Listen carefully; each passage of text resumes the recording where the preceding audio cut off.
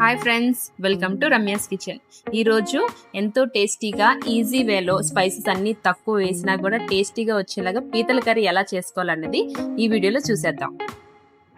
ముందుగా 1/2 కిలో క్రాబ్కి ఏ ఇంగ్రీడియంట్స్ కావాలో స్క్రీన్ మీద అయితే చూపిస్తున్నానండి. ఆ విధంగా రెడీ చేసుకుని పక్కన పెట్టేసుకోండి. 1/2 కేజీ పీతలను తీసుకుని శుభ్రంగా క్లీన్ చేసి పక్కన పెట్టుకోండి. అలాగే నిమ్మ సైజ్ అంత చింతపండు కూడా నానబెట్టుకుని పక్కన పెట్టేసుకుందాం ముందుగా.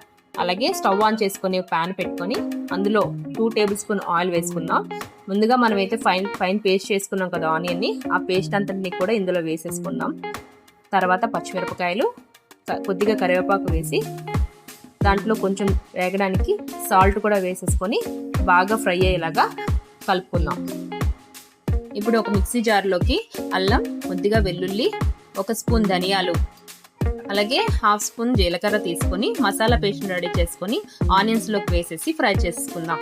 ఇలా ఫ్రై అయిన దాంట్లోకి టమాటా ప్యూరీని కూడా వేసేసి 1/2 స్పూన్ పసుపు, అలాగే 2 టేబుల్ స్పూన్ల కారం కూడా వేసుకొని మొత్తం అంతా కలిసేలాగా ఒక 2 నిమిషాలు కలుపుకున్న తర్వాత అందులోనికి మనం క్లీన్ చేసుకున్న పీతలన్నింటినీ కూడా నెమ్మదిగా ఇందులో వేసుకొని ఆ మసాలా అంతటిని శుభ్రంగా పీతలకి కలిసేలాగా కలుపుకుంటే ఆ పీతలకి ఆ గ్రేవీ అనేది పట్టి పీతలు తినేటప్పుడు చాలా టేస్టీగా ఉంటాయి.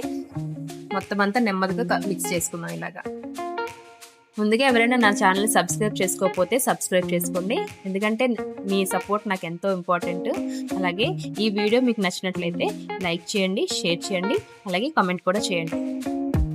ఇప్పుడు ఇందులోనికి ముందుగా రెడీ చేసుకున్న చింతపండు రసాన్ని అంతటిని వేసి లో ఫ్లేమ్లో ఒక 2 మినిట్స్ అయితే కుక్ చేసుకుందాం.